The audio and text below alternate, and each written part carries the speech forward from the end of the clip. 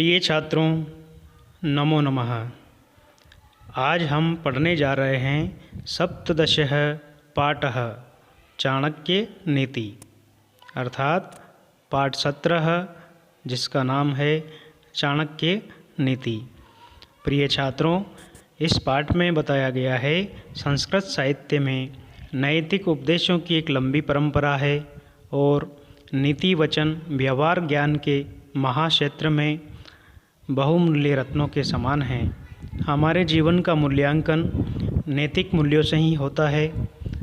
चाणक्य पुत्र चाणक्य श्रेष्ठ नीतिज्ञ थे। वे कौटिल्य के महामंत्री विष्णुगुप्त के नाम से भी प्रसिद्ध थे। तो आइए इस पाठ में हम चाणक्य नीति ग्रंथ से कुछ श्लोकों को लिया गया है, उनको हम विस्तार से पढ़ते हैं। प्रिय छात्रों, आपको याद रखना है महर्षि चाणक्य पुत्र थे चाणक्य। तो आइए हम पाठ शुरू करते हैं। पहला श्लोक है, इसको हम देखेंगे। सत्येन धार्यते पृथ्वी सत्येन तपते रविः सत्येन वाति वायुश्च सर्वं सत्ये प्रतिष्ठितम्। इस श्लोक का हम उच्चारण करेंगे। सत्येन धार्यते पृथ्वी सत्येन तपते रविः सत्येन वाति वायुश्च सर्वं सत्ये प्रतिष्ठितम्। इस प्रकार से श्लोक का उच्चारण करने के बाद इस श्लोक का अर्थ निकालने के लिए हम अन्वय में देखेंगे।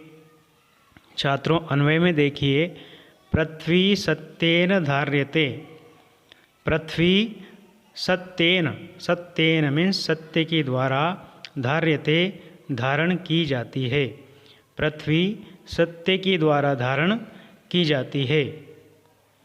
रविः सत्येन तपते। रविः का मतलब सूर्य। सत्येन सत्य के द्वारा, तपते तपता है या गर्मी देता है। सूर्य हमें सत्य के द्वारा ही प्रकाश देता है। वायुः सत्येन वाति। वायु मीन्स हवा, सत्येन सत्य के द्वारा ही वाति चलती है। हवा सत्य के द्वारा ही चलती है। सर्वं च सत्ये प्रतिष्ठितम् अस्ति। सर्वं च मतलब और, सर्वम मीन्स सब कुछ, सत्य अर्थात सत्य में ही, प्रतिष्ठितम अस्ति मीन्स प्रतिष्ठित है, और सब कुछ सत्य में ही प्रतिष्ठित है। छात्रों, इसका अर्थ हम पुनः देखेंगे। सत्य के द्वारा पृथ्वी धारण की जाती है। सत्य के द्वारा सूर्य तपता है या प्रकाश देता है। सत्य के द्वारा वायु चलती है और सब कुछ सत्य में ही प्रतिष्ठित है। तो आइए इसके बाद हम अगला श्लोक देखते हैं। मनसा चिंतितं कार्यं वाचा नैव प्रकाशयेत् मंत्रेण रक्षयेद गूढ़ं कार्य च अपि नियोजयेत्। उच्चारण करेंगे। मनसा चिंतितं कार्यं वाचा नैव प्रकाशयेत् मंत्रेण रक्षेद गूढ़ं कार्ये चापि नियोजयेत्। इस प्रकार से उच्चारण करेंगे। इसके बाद अर्थ देखिए। अन्वय के द्वारा हम अर्थ निकालेंगे। अन्वय में देखिएगा आप सब। मनसा चिंतितं कार्यम। मनसा मीन्स मन में, चिंतितम सोचा गया या विचार किया गया, कार्यम कार्य मन में सोचा गया कार्य, वाचा मीन्स वाणी के द्वारा, न एव नहीं, प्रकाशित हमें प्रकट करना चाहिए। प्रकाशित करना चाहिए मतलब प्रकट करना चाहिए। मन में सोचा गया कार्य वाचा नेव वाणी के द्वारा, प्रकाशित नहीं करना चाहिए। मन में सोचा गया कार्य वाणी के द्वारा हमें प्रकट नहीं करना चाहिए। गूढ़म मंत्रेण रक्षयेद। गूढ़म मतलब गोपनीय कार्य की मंत्रेण मीन्स विचारपूर्वक रक्षेत रक्षा करना चाहिए। अपितु गोपनीय कार्य की हमें विचारपूर्वक रक्षा करना चाहिए। कार्य च अपि नियोजयेत, च का मतलब और, कार्य अपि उस गोपनीय कार्य को किसी कार्य में भी नियोजित मीन्स लगाना चाहिए। मतलब क्या हुआ, मन में सोचा गया कार्य हमें वाणी के द्वारा प्रकाशित नहीं करना चाहिए। गोपनीय कार्य की हमें विचारपूर्वक रक्षा करना चाहिए और उसे हमें कार्य में भी लगाना चाहिए। पुत्राश्च विविधैः शीलैर्नियोज्याः सततं बुधैः नीतिज्ञाः शीलसम्पन्ना भवन्ति कुलपूजिताः। अर्थात अन्वय में देखिए, बुधे है मीन्स विद्वान लोगों को, पुत्राः अपने पुत्रों को, विविध प्रकार से, विद्वान लोगों को अपने पुत्रों को विविध प्रकार से, शीलैः अर्थात सद आचरणों वाले कार्य में ही, सततम हमेशा, नियोज्याः लगाना चाहिए। यतो ही क्योंकि, शील संपन्नाः अर्थात चरित्रवान, नीतिज्ञाः नीति शास्त्र को जानने वाले, ही कुल पूजिताः कुल में पूजित या सम्मानित, भवन्ति होते हैं। क्योंकि चरित्रवान नीति शास्त्र को जानने वाले पुत्र ही कुल में सम्मानित होते हैं। तो इस श्लोक का अर्थ हुआ, विद्वानों के द्वारा विभिन्न सद आचरणों से युक्त अपने पुत्रों को हमेशा श्रेष्ठ कार्यों में लगाना चाहिए, क्योंकि शील संपन्न और नीति शास्त्र को जानने वाले पुत्र ही कुल में सम्मानित होते हैं, अर्थात सम्मान को प्राप्त करते हैं। अगला श्लोक देखिएगा। को ही भारः समर्थानां किं दूरं व्यवसायिनां, को विदेशः स विद्यानां कः परः प्रियवादिनम्। अन्वय में देखिए, ही का मतलब क्योंकि, समर्थानाम क भारः, समर्थानाम में सक्षम लोगों के लिए, कह का मतलब कौन सा, भारः का मतलब भार है, क्योंकि समर्थ व्यक्तियों के लिए कौन सा कार्य भार है। व्यवसायी नाम किम दूरम, व्यवसायी मीन्स व्यापारियों के लिए, किम मीन्स क्या, दूरम मीन्स दूरी या क्या दूर है। व्यापारियों के लिए क्या दूरी है।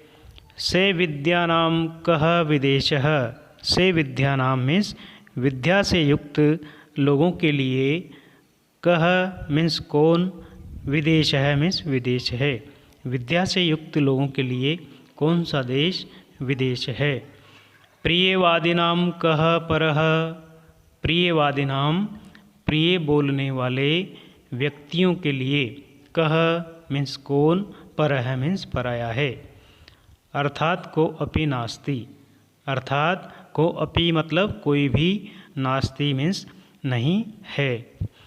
इस श्लोक का अर्थ हुआ, सक्षम लोगों के लिए भार क्या, परिश्रमशील लोगों के लिए दूरी क्या, विद्यावान लोगों के लिए विदेश क्या, और प्रिय बोलने वाले व्यक्तियों के लिए पराया क्या। अर्थात सक्षम लोगों के लिए कोई भी कार्य भार नहीं होता, व्यापारी लोगों के लिए कोई भी दूरी नहीं होती, तथा विद्या से युक्त व्यक्ति को विदेश में भी कोई परेशानी नहीं होती, और जो हमेशा प्रिय बोलता है वह व्यक्ति, उसके लिए कोई भी पराया नहीं होता है, या प्रिय बोलने वाले व्यक्ति के लिए कोई भी शत्रु नहीं होता है। दरिद्रता धीरतया विराजते, कुवस्त्रता शुभ्रतया विराजते, कदन्नता च उष्णतया विराजते, कुरूपता शीलतया विराजते। अर्थात दरिद्रता मीन्स गरीबी, धीरतया धैर्य धारण करने से, विराजते सुशोभित होती है। गरीबी धैर्य धारण करने से सुशोभित होती है। कुवस्त्रता, कुवस्त्र मीन्स गंदे कपड़े या मैले वस्त्र भी, शुभ्रतया साफ करने पर, विराजते सुशोभित हो जाते हैं। कदन्नता चे, कदन्नता चे, चे का मतलब और, कदन्नता बासी भोजन भी उष्णतया विराजते, उष्णतया मीन्स गर्म करने पर, विराजते में सुशोभित होता है। बासी भोजन भी गर्म करने पर सुशोभित होता है। कुरूपता शीलतया विराजते, कुरूपता और असुंदरता भी उसी प्रकार शीलतया चरित्रता होने पर या चरित्रवान होने पर विराजते सुशोभित होती है। अर्थात गरीबी धैर्य धारण करने से सुशोभित होती है, गंदे या पुराने कपड़े साफ करने से सुशोभित होते हैं और बासी भोजन गर्म करने से सुशोभित होता है। उसी प्रकार कुरूप व्यक्ति भी चरित्रवान होने पर सुशोभित होता है। धनहीनो न हीनश्च धनिकः सः सुनिश्चयः विद्यारत्नेन यो हीनः स हीनः सर्ववस्तुषु।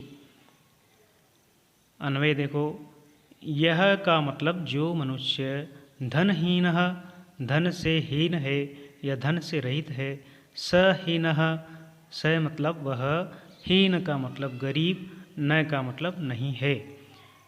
यो धनहीनः, जो व्यक्ति धन से रहित है, स हीनः नः, वह गरीब नहीं है।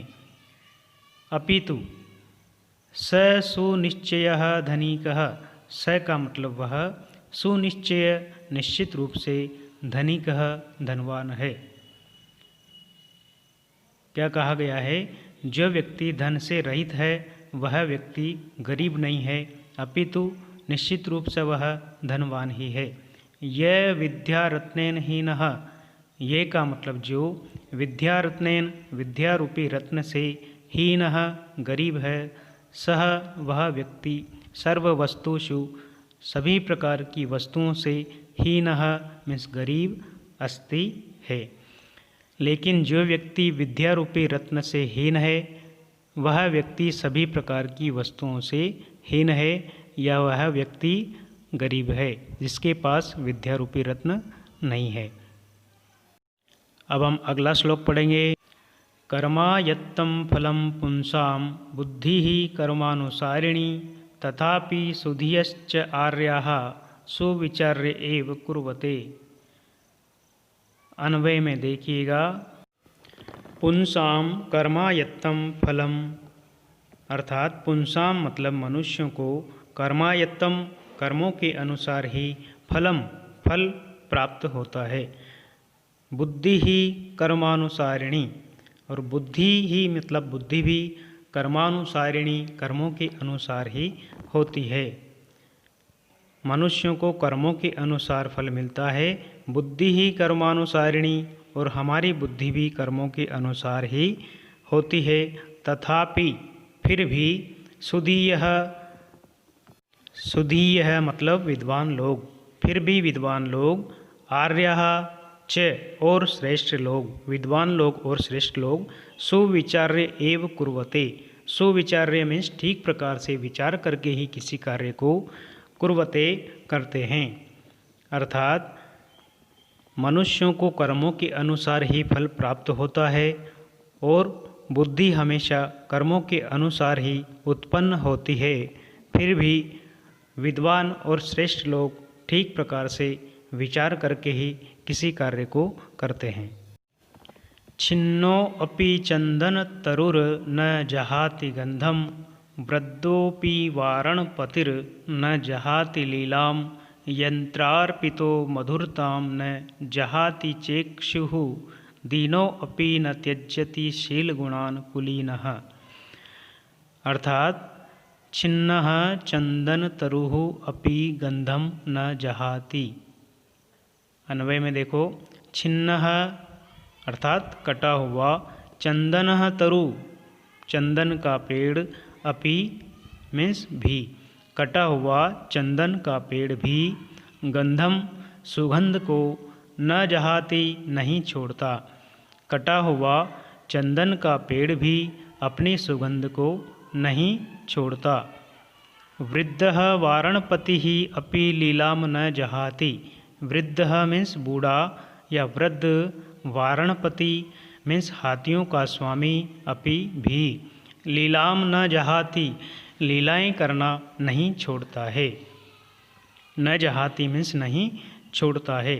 यंत्रार्पितः इक्षुः मधुरताम न जहाती।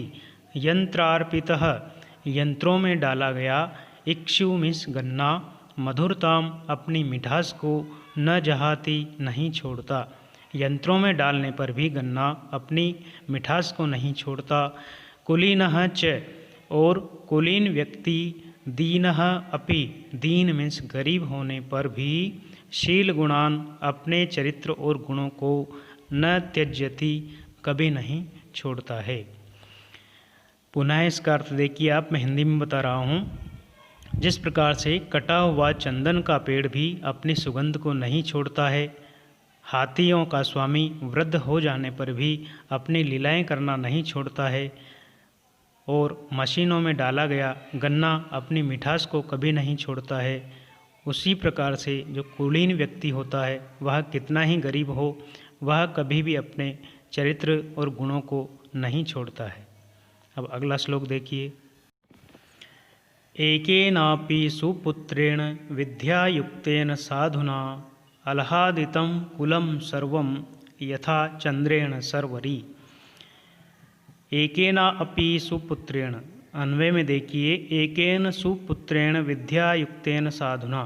एकेन का मतलब एक ही, सुपुत्रेण अच्छे पुत्र के द्वारा, विद्यायुक्तेन विद्या से युक्त, और साधुना मीन्स सज्जन होने पर, अपि का मतलब भी।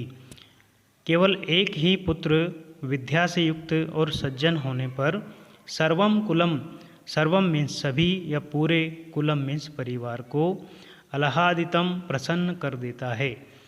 केवल एक पुत्र विद्या से युक्त और सज्जन है तो वह पूरे परिवार को प्रसन्न कर देता है। यथा चंद्रेण सर्वरी, यथा मीन्स जैसे, चंद्रेण चंद्रमा के द्वारा, सर्वरी रात्रि, आह्लाद्यते में सुशोभित होती है। जिस प्रकार से केवल एकमात्र चंद्रमा से पूरी रात्रि सुशोभित होती है। तो इसका अर्थ हुआ, केवल एक सद्गुणी विद्या से युक्त और सज्जन पुत्र के द्वारा भी अपने संपूर्ण कुल को प्रसन्न किया जा सकता है। ठीक उसी प्रकार जिस प्रकार से एक चंद्रमा ही पूरी रात्रि को सुशोभित कर देता है।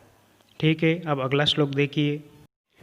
परोपकरणम येषाम जागृति हृदय सताम नश्यन्ति विपदतेषां संपदः स्युः पदे पदे। परोपकरणम येषां जागृति हृदय सतां नश्यन्ति विपदः तेषां संपदः स्युः पदे पदे। अन्वय में इसका अर्थ देखिए, येषां सताम अर्थात येषां का मतलब जिन, सताम मीन्स सज्जन लोगों के, हृदय मीन्स मन में, परोपकरणम परोपकार की भावनाएं, जागृति जागृत रहती है। जिन सज्जन लोगों के मन में परोपकार की भावनाएं जागृत रहती है, तेषां विपदः, तेषां मीन्स उन व्यक्तियों की, उन सज्जन लोगों की, विपदः विपत्तियाँ, नश्यन्ति मीन्स नष्ट हो जाती हैं, और पदे पदे संपदः स्युः, पदे पदे मीन्स कदम कदम पर, संपदः संपत्तियों को, स्युः प्राप्त करते हैं। अर्थात जिन सज्जनों के मन में दूसरों का भला करने की भावना जागृत रहती है, उन लोगों की सारी विपत्तियां समाप्त हो जाती है और वो लोग कदम कदम पर संपत्ति को प्राप्त करते हैं। तो प्रिय छात्रों, मैं आशा करता हूँ कि आपको इस पाठ के सारे श्लोक समझ में आए होंगे। अब अंत में इस पाठ के प्रश्न उत्तर लिखने के लिए आप इस वीडियो की डिस्क्रिप्शन में मैंने एक लिंक दी है, उस लिंक के ऊपर जाइए, टच कीजिए और इस पाठ के प्रश्नोत्तर लिखिए। और आप मेरे चैनल को लाइक, सब्सक्राइब और शेयर अवश्य करें। धन्यवाद।